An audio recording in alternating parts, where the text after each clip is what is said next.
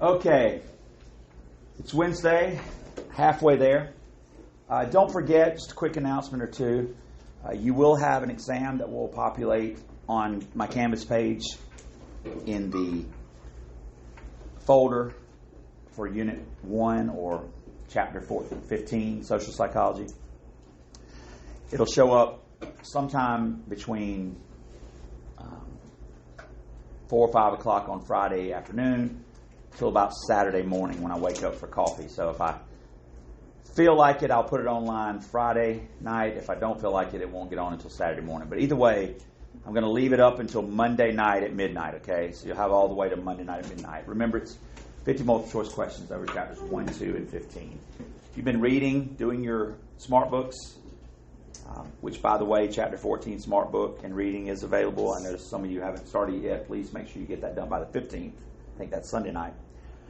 But if you've been reading, coming to class, following along, taking a few notes, you should be okay. Today, I want to continue talking about Chapter 15, Social Psychology. I know last class we talked a little bit about some of the main historical figures and findings in social psychology.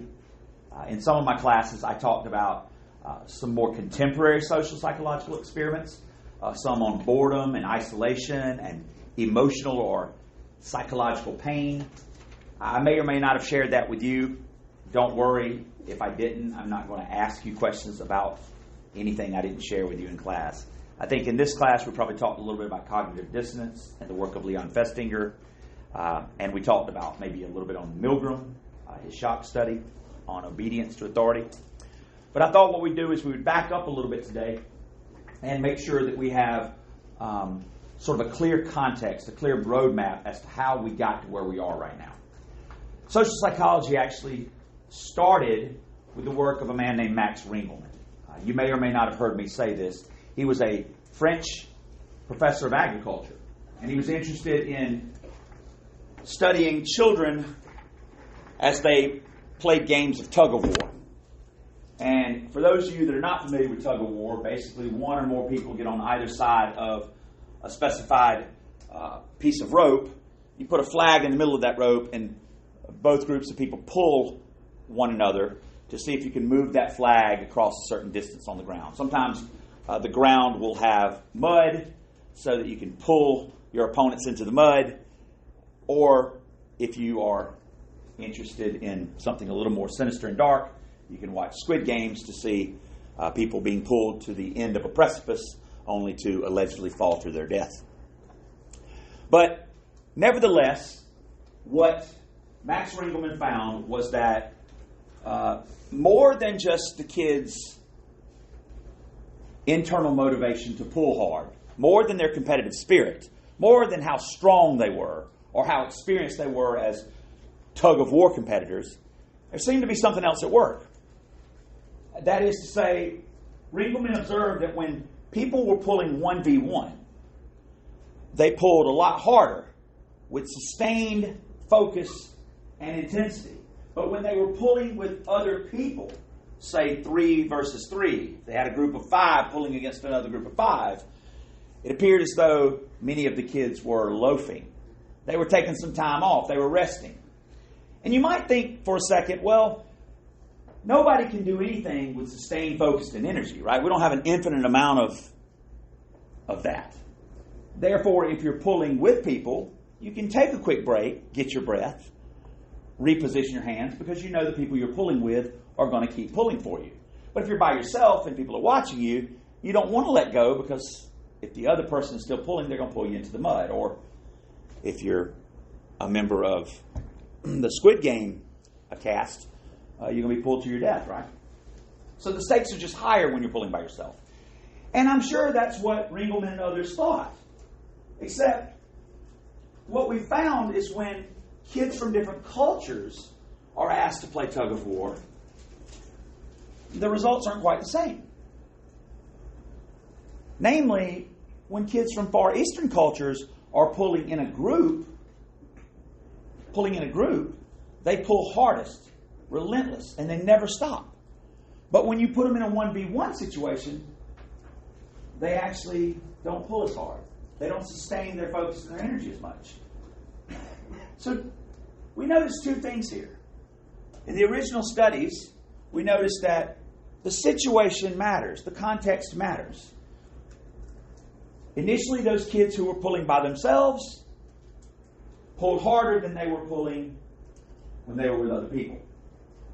So how many people you're pulling with determine, in large part, how relentless and how much force you are using.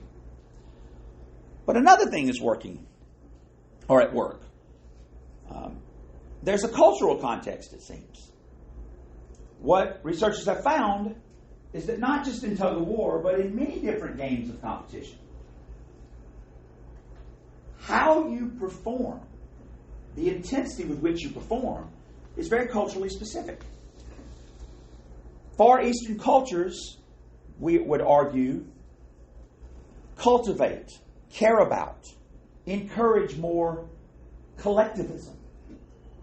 Therefore, it just stands to reason that if you are from one of those cultures and you're engaged in an activity, a competitive activity, like tug of war, you're going to try harder if you're trying for who? The entire team.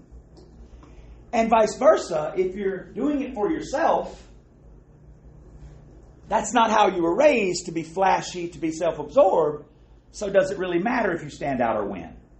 Not as much. Now contrast that with the West, with the way most people in America, for instance, are raised. And I don't mean just by mom and dad and grandma and the neighborhood. I mean by everybody in our culture, from our politicians to, yes, even police officers and firemen and school teachers and everyone in between. Work hardest when you're working when? By yourself. The goal, the mantra has and seems to continue to be rugged individualism. If you don't help yourself, nobody else will. Parents believe they've got to arm you, equip you, so that you can stand on your own 2 feet. You don't need anybody else's help. It just stands to reason that if kids raised in this culture were engaged in a game like tug of war, they would try harder. They'd be more unrelenting when they pull by themselves. Any chance we get to demonstrate our own unique personal power, we're going to take it.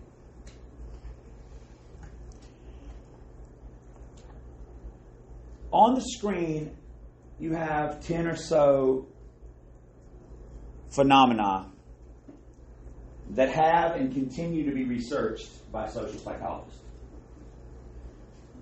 Most of these phenomena on the screen have been studied for close to 75, maybe even 85 years. Ringelmann started us off in the late 1800s with his studies on tug of war. But many, many men and women all over the world have done studies since Ringelmann. We'll give Ringelmann credit for being the father of social psychology. We appreciate the contributions he made. We appreciate how he got the ball rolling, so to speak. But there's been a lot of work since, and there continues to be. Your textbook outlines just a handful of those moments throughout the history of social psych. I'm going to sort of skip the rock and talk about a handful of these today and Friday. What are these areas I'm talking about? I'm talking about first impressions, sometimes referred to generally as people perception. I'm talking about attributions, judgments, or explanations we give when someone does something, positive or negative, when they fail or when they win. Attitudes and behavior. Those predispositions, that orientation you have towards people and places and things. The thoughts, feelings, and behaviors that position you. Obedience to authority. Conformity. Sometimes referred to as the pressure you feel from others. Peer pressure is a good example of conformity. Group performance or group behavior. It's a lot of different specific subcategories of this that's been studied throughout the last 50 years. Group polarization. Group think. And social facilitation. We'll put a pin in social facilitation and come back to that here in a moment. Aggression, pro-social behavior, sometimes called helping behavior.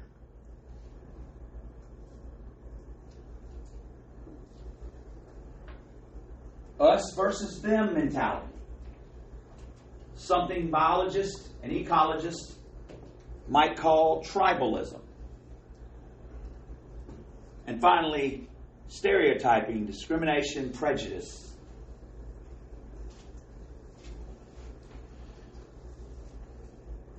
Before we start skipping the rock, let me just simply say this.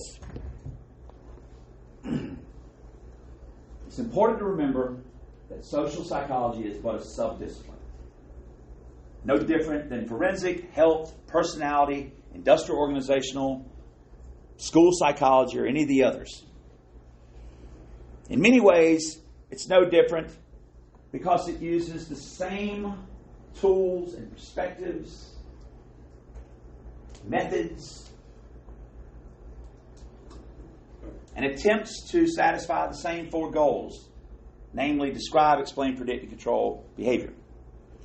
What might be slightly different, starting with Max Ringelmann in the late 1800s, all the way to researchers like Tim Wilson, I may have mentioned, at the University of Virginia, a social psychologist who's done some really clever studies with boredom and the administration of electrical shocks, is that the assumption social psychologists have and continue to make is that fundamentally people's thoughts, feelings, and behaviors are guided, can be partially explained by, or the result of the situation.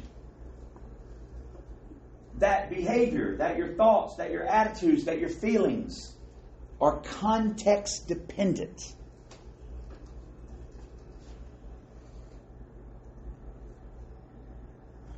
Hence, the way you think right now might be different than the way you think next week, or the way you might think later on today, because the context changes. When you're in psychology class, you might think one way. When you're in a religion class or a mathematics class, you might think another way. Not right or wrong, just different.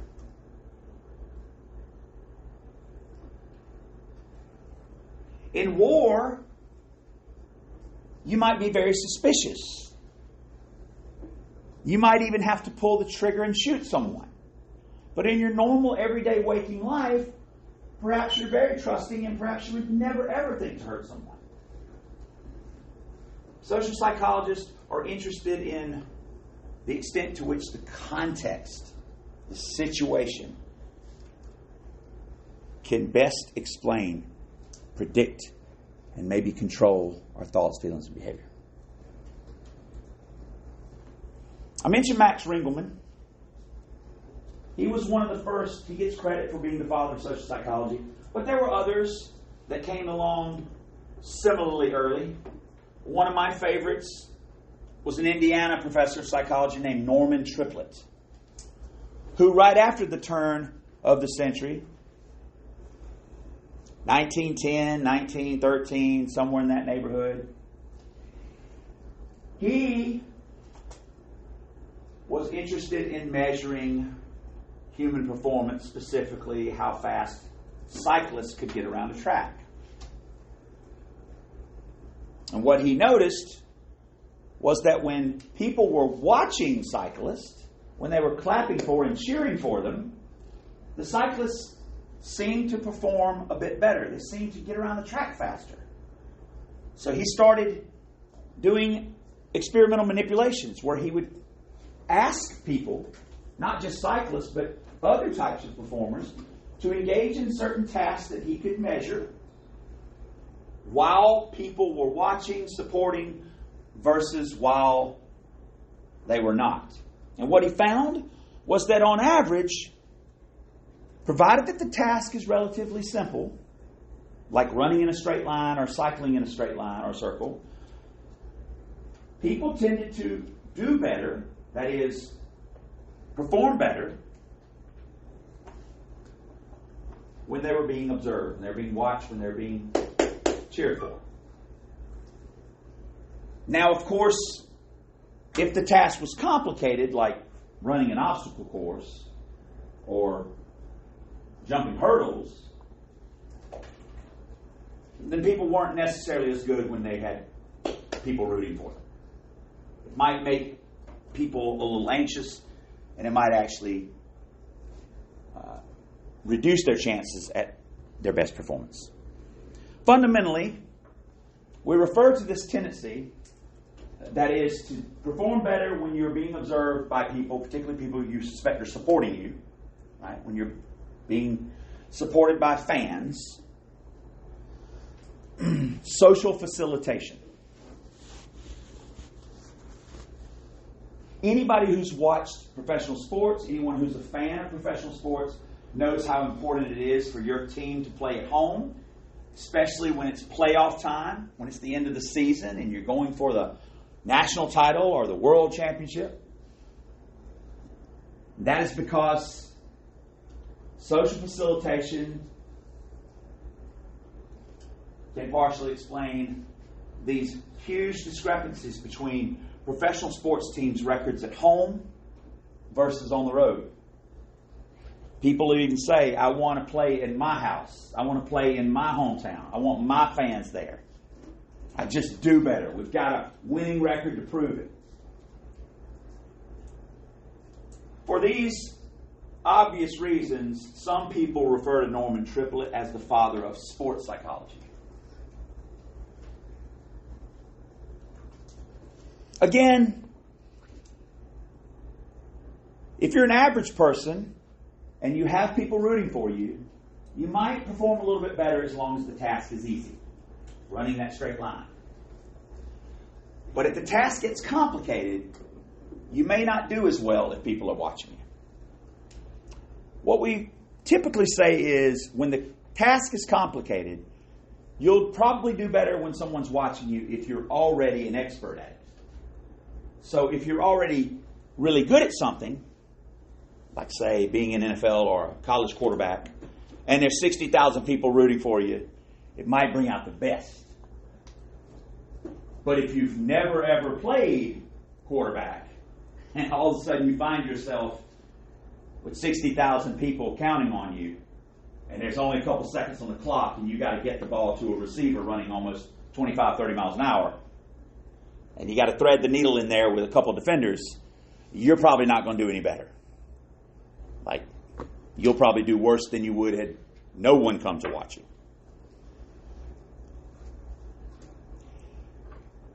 One of the first things your book talks about in this chapter, chapter 15, is people perception. One of the subcategories of perceiving people, that is, perceiving yourself, perceiving others, forming opinions, forming beliefs about yourself or others, is called first impressions. Most of you have heard of it, right? And most of you know that first impressions are unique in that we make them when we first experience something or when we first experience someone.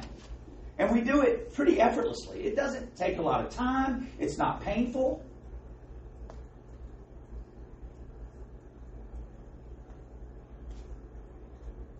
We get on a bus. We're going to take it to our first class at our new university. The bus is crowded. You've got a lot of things with you since it's the first week of class. And you're not sure if you should stand up or sit down. The first thing you do is you glance around to see if there's any open seats. You'd rather sit than stand. You don't know how long or bumpy the ride's going to be, and you don't want to drop any of your things because it would be embarrassing. So you look around you to see if there's any seats open on the bus. And there are two. But unfortunately, they're not beside one another. One seat is open beside what appears to be an old lady, although She could be as young as you. She just has unusually long red hair, and she's got a red hat or wig on top.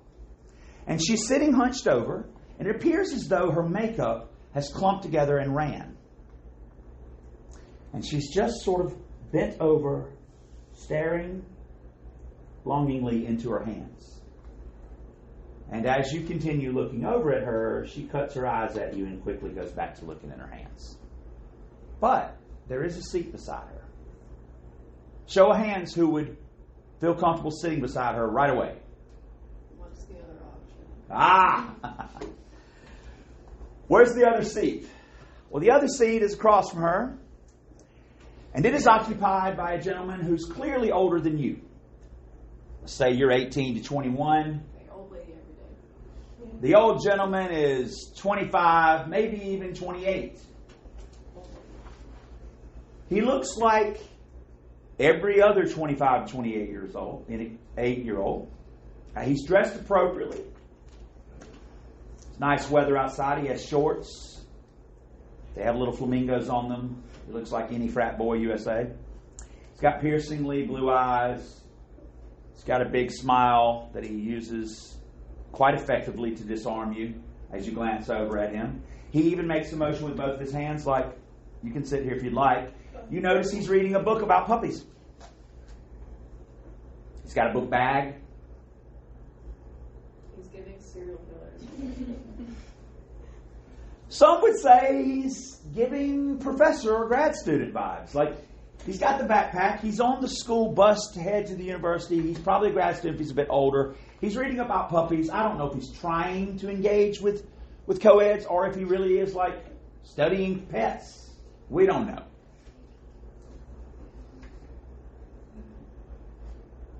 Now, maybe your first impression of software is a bit better than my last 3 classes today. Because all of them said the old lady creeps them out. And that she's probably on drugs, and she's probably crazy, and she might stab them. I don't know. All I do know is we make that decision quickly. We make that decision way before we get to know them. And I'm not going to tell you that's wrong or bad, that you're stereotyping, that you're using your gut, that you're basing that decision to whether to stand or sit on some pretty flimsy anecdotal evidence. And that's because what choice do you have? The brain software you have has been evolving for millions of years, and it must have served your ancestors pretty well. That's why you still have it. And hey, you could get to know her, but it's uncomfortable. And there's something that just says, I don't want to sit with certain people. And you can kind of excuse it by saying, because my ancestors had that same software in their brains that told them, approach these people, avoid those people. And don't wait for 2 or 3 minutes to decide. Decide when? Right away. Because if you don't decide right away, you might not be making any more decisions. And even though we know that chances are no one's going to stab us on the bus, we can't help but feel like they might.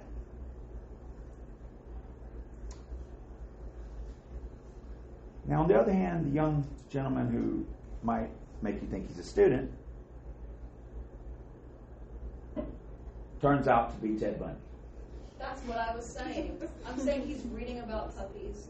And He he's a man. did not do that, by the way. It's a man. That is not how he got his victims. And He trolled around in a little old 77 or 81 Volkswagen Bug.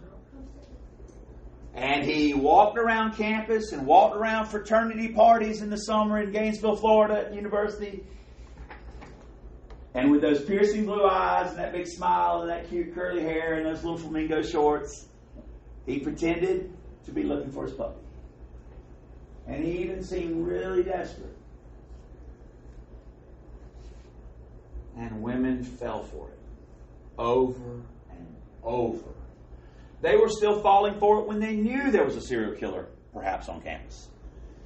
Because something inside them couldn't resist the urge to approach. I remember watching the Netflix documentary about it, and there was a segment specifically on just people, these females would go to his trial and they didn't know what it was about him, but they were Call it charisma. drawn to him. Call it that black curly hair, those piercing eyes, the smizing smile with the mouth and the eyes. Call it the confidence he had. Call it the love of puppies. I mean, he pulled at the heartstrings when he said puppy. Same thing's happening currently with another serial killer that they just got named Wade Wilson, I think is his name. I know him very well. Yeah, and all of the stuff on the internet, it's all you see is just people Googling over. Attractive guy. Yeah, just Relatively well attractive. spoken. Manipulative. He's the guy with all the tattoos on his face, but he's a handsome guy. I guess my point is, more often than not, when you're making first impressions, it's not a life or death situation anymore, right? But we can't help to behave like it is. That's why we're making our decisions so quickly. Do I really need to make a decision about all of you guys the first second of class? No, I can reserve judgment, right? I don't have to have you pegged as a serial killer first thing. I can wait a couple of weeks, and vice versa. You don't have to go, Mr. McCoy, bet you can't trust him. He's not friendly. You don't have to do that first thing, but you all already have. I mean, the only reason you're still in here is because you believe two things. And this is the only reason we approach anybody or any situation. And we do it effortlessly. There's algorithms in our brain, we believe, that have evolved over eons of evolutionary time. This is why we look people in the face. This is why we have very active parts of the brain that are dedicated to processing people's faces, to make sure the eyes don't look too weird, to make sure they're not too far apart, to make sure the nose is in the right place, to make sure the skin looks right, to make sure they look human. Because God forbid we don't want to sit near monsters. We have a part of the brain that is dedicated to just processing faces, called the fusiform gyrus. That thing goes into overdrive the minute you make eye contact with somebody. Your brain is dedicated to trying to figure out two things about a person. All in an effort for you to decide whether to approach them or avoid them. What are those two things? First is, how friendly, how warm are they? Where do we typically get our information about friendliness or warmth, do you think? Their shoes, their voice, or their face? Their face. So if you can give me indications of warmth quickly through your face, my brain will be able to detect it. But we don't stop there. In the other split second, we make one other decision. How competent is the person? Now, to determine competency, we might have to look further than just their face, don't we? What do you think we look at to determine someone's competence, someone's intelligence, where they are on the social hierarchy? The extent to which they can help me, the extent to which they can hurt me, the extent to which they can benefit me. What do you think we look for then? The rest of their body. How can someone's rest of their body tell you about how competent they are? How they fall on the social hierarchy? How intelligent? How educated? What would you look to find signs of those things? How they're dressed. How they carry themselves. If their socks match. If their socks match. We got to kind of look them over a little bit, don't we? But by the time you get from the top of their head to the tip of their toes, maybe 2 seconds, you've already done some pretty sophisticated math. And you've decided whether to approach them and sit down beside them or not. We could wait to find out if the person's really warm and really competent or not. I mean, you really could wait till several weeks into the semester to find out how much I know, how educated I am, how much I'm going to be able to teach you about psychology, how warm I am, how willing I am to work with you. But no one does.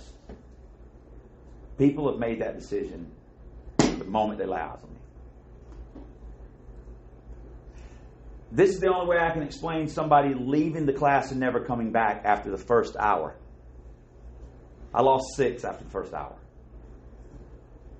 Either their detection equipment is really accurate or not. I'd like to think theirs is just off. And I'd like to think that the other 94 of you's detection equipment is spot on. But none of us will really know, will we? Until you need me. Until you hear how I respond after your first test.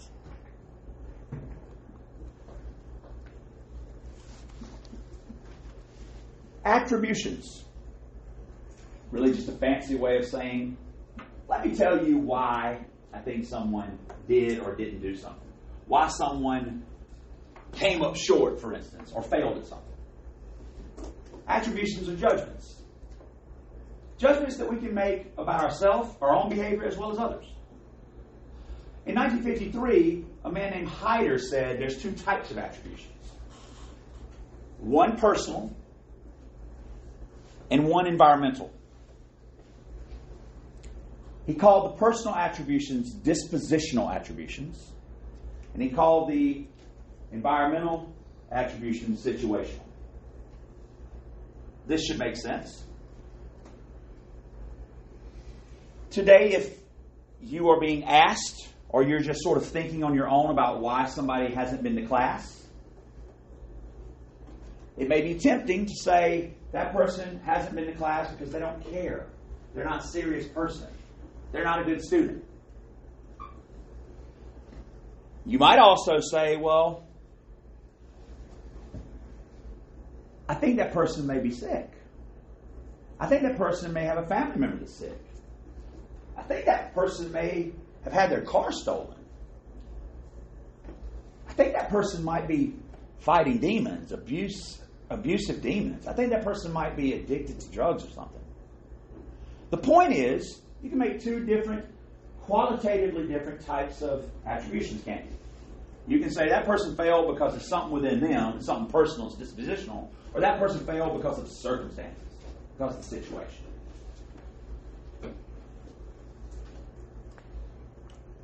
20 years later or so, a man named Ross wanted to take this a step further. What would happen, Ross thought, if I asked people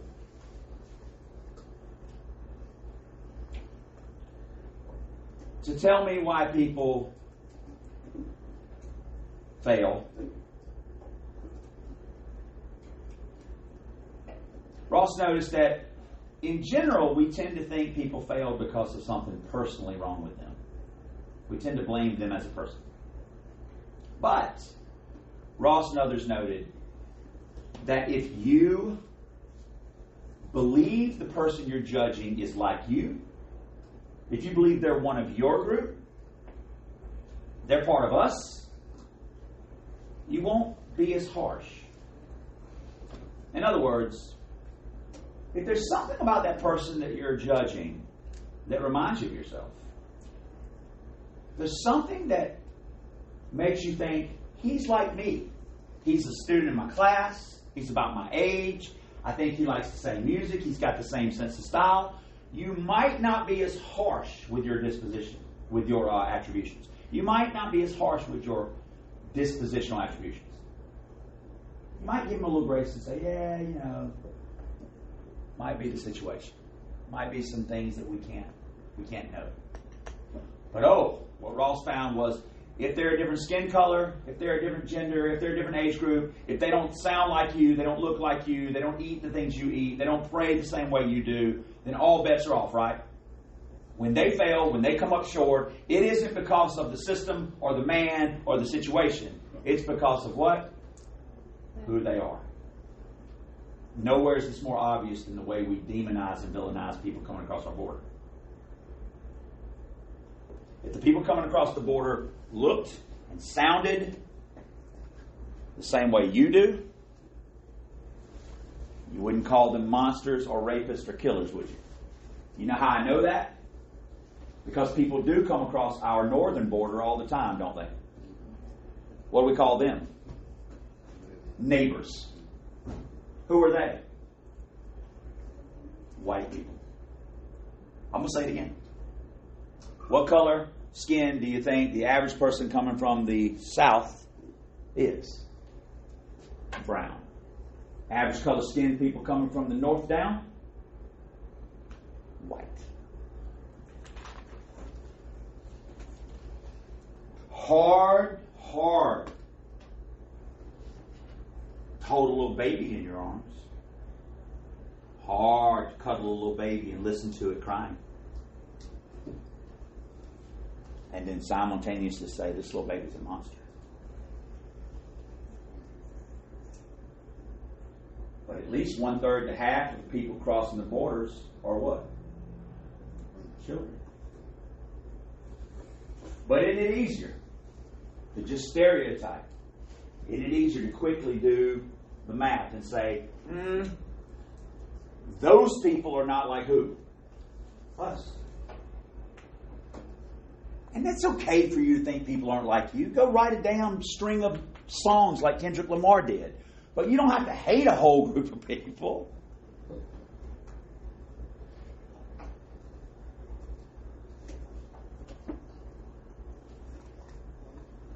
But we can't help ourselves, man. Because we've got millions of years worth of evolutionary pressure in history exerting an influence on our brains. We can't help it. So I argue that if you want to be more open-minded, if you want to stop stereotyping, if you want to start reasoning more consistently, and you want to think of children crossing the border as children and not monsters, then you got to actually travel to other countries. You got to sit and listen to them. You got to actually sit and eat with them. You got to pick up a kid from another country and cuddle them.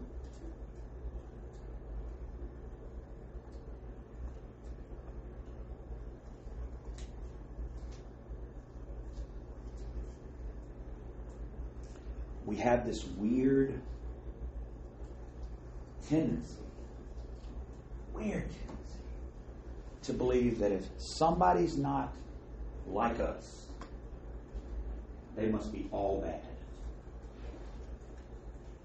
And that's scary because there's plenty of people that don't look like us, sound like us, right? But that does not necessarily mean they are all bad. But we do. We do this little quick mental heuristic. Somebody reminds you of you, you think the best of them. Somebody reminds you of somebody else, they're not like you, whether it's their hair color, whether it's their shoes, whether it's their age, whether it's their skin color. We not only say, oh, they're not like me, we say, they also must be terrible in all the ways.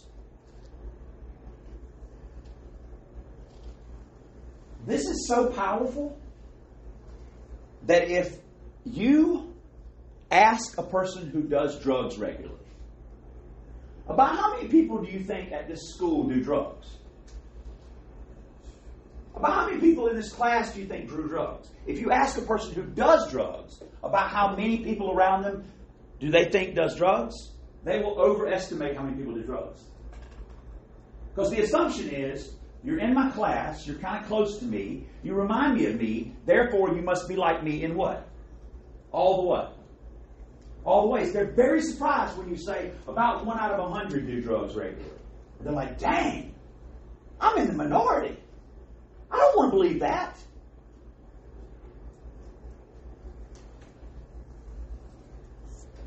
Again, one way to combat against this is to get out, reach out, and open yourself up to new experiences.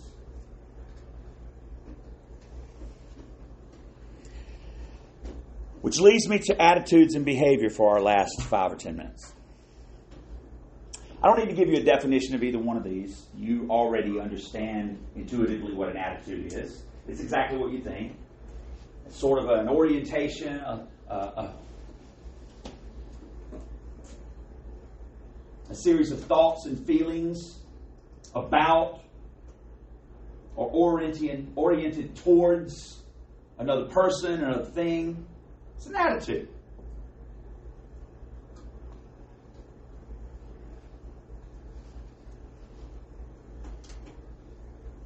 characteristic way you think and feel about yourself or others, other things, other situations. And a behavior, it goes without saying, is, well, an action or a series of actions. Something as simple as raising your hand to something as complicated as solving a Rubik's Cube. It's all behavioral, right? I can see it. I can measure it. You can reproduce it. You can add to it. You can subtract it. Now, attitudes can be a little more sophisticated. Some researchers argue that attitudes have multiple components. Your book is no different. It says attitudes are basically an amalgam, a combination of your thoughts, your feelings, and some of your actions. But one thing's for sure. When I ask people, what do they think the normal relationship is between an attitude and an action? People say, well, they go together. Specifically, attitudes typically come first, and then actions follow. And this makes intuitive sense to me as well, because when I think about bad attitudes, sinister attitudes, dark attitudes, dangerous attitudes, creepy attitudes, weird, abnormal, aberrant attitudes, prejudice, hate,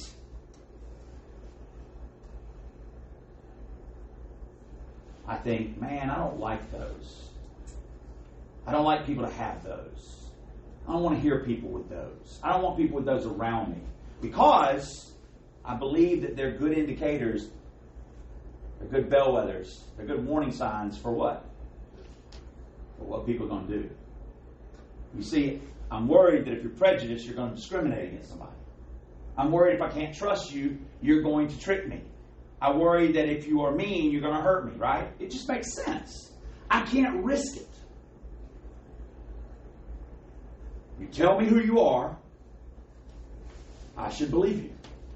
You tell me what you're thinking, I should believe you're going to do it. Except, have you ever had thoughts about doing something and you never did it?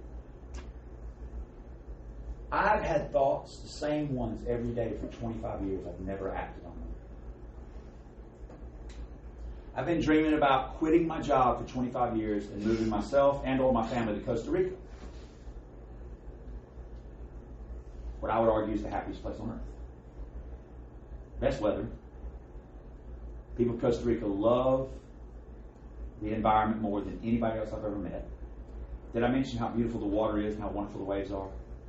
Did I mention how good the food is? Did I mention how happy they are? Routinely, as a people, they rank the happiest people on earth. I mean, that's pretty serious company. The Japanese people, the Swiss, the Finnish, Costa Ricans, man. They're like among the poorest, yet they have so much love. They're among the poorest, but they're so happy. You move to Costa Rica with a couple dollars in your pocket, you are a baller. And they ain't mad at you either. They love you. As long as you don't throw trash on the ground. Means you're a good steward of the environment. Anybody ever had thoughts about doing something different in life? Changing? Being somebody else? Sometimes it's, I'm going to change jobs. I'm going to tell my dad what I really think about him. I'm going to break up with this loser girlfriend or boyfriend I've got. I'm going to sit in the front row next semester. I'm going to start doing my assignments earlier. I'm going to ask questions when I have them. I'm going to read more. I'm going to go to the gym more. I'm going to stop eating as many fried meals. Swear to God, I'm not going to drink as much beer anymore. I'm going to stop smoking so much weed. We make all of these promises to ourselves. We are sincere about them. Sometimes they're in our heads for hours every day, and yet, do we always act on them? Hardly ever. Hardly ever. So, thoughts and feelings don't necessarily mean you're going to act on your behavior. But what if we still don't like people who think certain things, and we really wish they would change their attitude? Can we get people to change their feelings, change their thoughts, change their mind? Well, yes, you could be really direct and give people the facts and hope that that works. Or you can be kind of indirect and give them like a long story and fill it with all kinds of emotional things like puppies and babies and see if you can trick them into, coming to your side, your way of thinking. But what Leon Festinger found in 1950s is that all you've got to do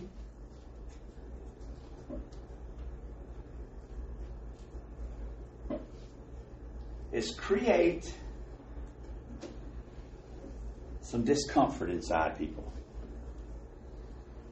Doesn't matter what their attitude is. Doesn't matter what their beliefs are. Doesn't matter how they feel. If you create a little discomfort in people, like a puppeteer, you can change their feelings and their thoughts.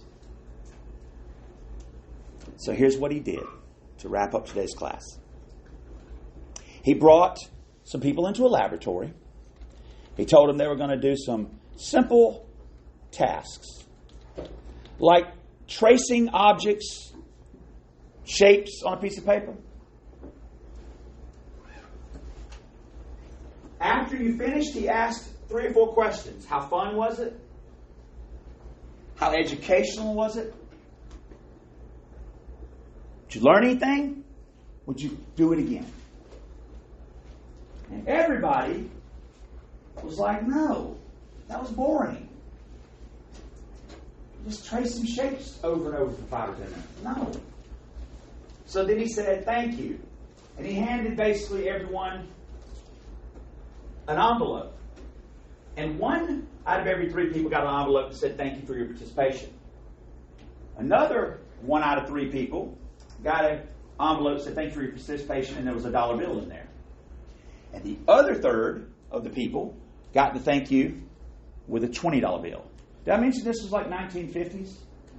So if you can imagine coming in today, tracing some shapes over for 10 or 15 minutes, and I give you $100. Now, before you get to leave with your money, I just ask one more thing of you. You know that survey you just took a little while ago after you finished that task? Will you just retake it for me real quick? Will you just answer those 4 questions again? And when everybody answered those 4 questions again, what we found was something interesting. I'll show you the results right here. You can also see them in your chapter. You notice that the control group, the ones that got nothing but a thank you, they said, wow, it's not only not fun, but it's less fun than I gave it credit for to begin with. In fact, I don't want to do it again, as you see here. I didn't want to do it again to begin with. Now I want to do it less. These bar graphs that go below the 0 tell you that their scores on average have gone what? Down.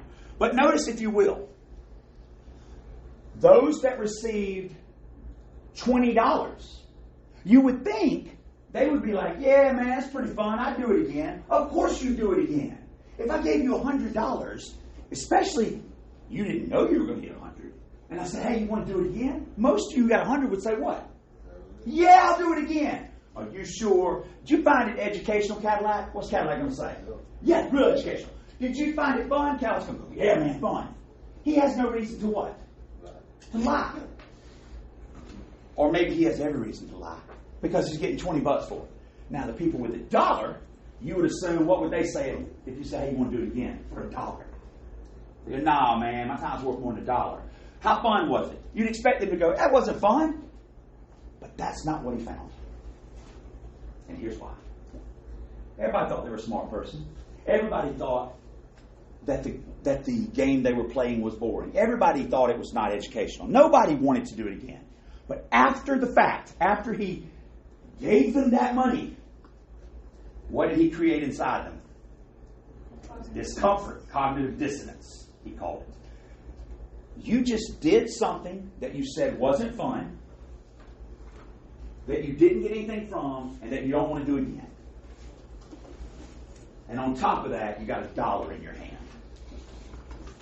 Or on top of that, you got a $20 bill in your hand. In which case do you feel like you can justify doing it? When you say to yourself, why did I do that if it wasn't fun? Why did I do that if it wasn't educational? You say to yourself, oh, I wasted my time doing it because I got what? $20. In other words, it was worth it. So when I ask you, why did you do it? You don't have to say it was fun. You can say it sucked. I don't know why I did it. It was stupid. I got $20. But for those that got the dollar, what did Festinier bring out of you? Distance. He made it so that on the one hand, you're a smart person. You make good decisions. You're rational. You know what's boring and what's fun and what's educational. So why did you do it? And you say, I did it for $1? No! You say, I must have what? Liked it. I'm going to go to the dentist tomorrow, guys. He's going to put me in pain. He's going to charge me $400. And when I leave, I'm going to tell everyone, you should go to my dentist. He's great. And as proof that he's great, I pay him to put me in pain. Either I'm crazy, the dentist is terrible, or the dentist is so good, I'll pay him to put me in pain. Which do you think makes me feel better? He's so good, he puts me in pain. The sorority was so good, I put up with it and paid for those people to be my friends. You should do it too. The military was so good, I took all the insults, I took them breaking me down, me sacrificing, leaving my family for basic training. It was the greatest experience of my life. You should join. Cognitive dissonance. We do some strange mental gymnastics to bring our thoughts about ourselves into alignment with our behavior. You're healthy, but you smoke cigarettes. And you don't like the way that makes you feel. And you're not going to say, I'm not healthy. And you're not going to say, I'm going to quit smoking cigarettes, because you know you're not. So instead what you say is what? At least I don't smoke heroin. I'll see you guys next time. Have a great day.